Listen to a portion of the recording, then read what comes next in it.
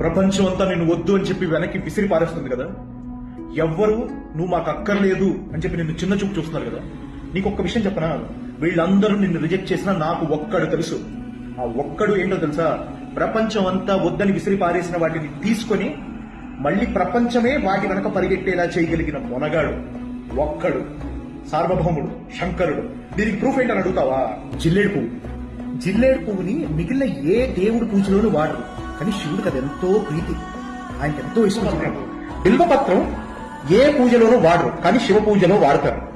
And ఇంకొకటి, వాసుకి మీద గరుత్మంతుడు అటాక్ చేసి దాన్ని చంపుతున్నప్పుడు అది శంకరా కాపాడవయ్యా అంటే కైలాసం నుంచి పరిగెత్తుకుంటూ వచ్చి దాన్ని తీసి మెడలో ధరించాడు. ఇంకా శంకరుడు మెడలో ఉన్నప్పుడు పాపం గరుత్మంతుడైనా ఏం చేయగలడు?